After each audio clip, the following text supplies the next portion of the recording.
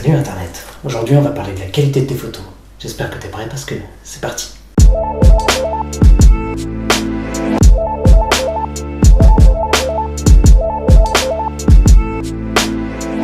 Si t'as pas vu la dernière vidéo, je te conseille de y aller. Le lien sera dans la description. Alors ici on va approfondir le premier conseil que j'avais donné, c'est de toujours shooter dans la qualité maximale. Tout d'abord, il faut comprendre comment fonctionne un capteur photo. C'est un peu comme ton œil, il est composé d'une multitude de cellules qui vont capter la lumière de manière individuelle. Dans ton œil, il faut savoir qu'il y en a à peu près 120 millions, c'est quand même pas mal.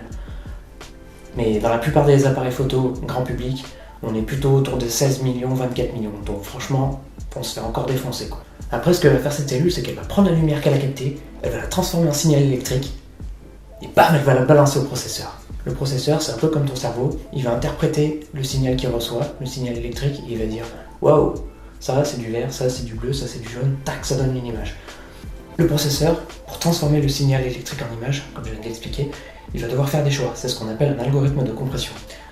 Si l'algorithme est vraiment tout pourri, en fait, basiquement il prend une zone comme ça, il dit ouais ça c'est à peu près du vert, donc pouf il va mettre dans cette zone, il va dire ça c'est un pixel et c'est du vert. Alors qu'à la base, le capteur lui ce qu'il avait dit c'est attention, ça c'est du vert clair, ça c'est du vert foncé, ça c'est du vert moyen. Donc tu avais 3 informations différentes que ton processeur aura transformé en une seule information. Tu vas me dire ça ressemble pas déjà à quelque chose ça? Et si, je me vois venir, le MP3 par exemple, c'est exactement pareil. Tu as par exemple 3 signaux, tac, un grave, un aigu, un moyen. Et le MP3 il va dire ben on fait un peu la moyenne et tac ça donne que le moyen. Qu'est-ce qui se passe quand tu shootes pas dans la qualité maximale de ton appareil? Et ben plus tu choisis une qualité basse et plus la moyenne qui va être faite, elle va être faite sur des zones importantes. Donc tu vas perdre un max de détails dans ton image. C'est quand même dommage. Tu te fais chier à faire une photo, un truc qui claque et au final ton processeur il pourrit tout quoi. Donc shoot en RAW parce que en RAW en fait le processeur il touche rien.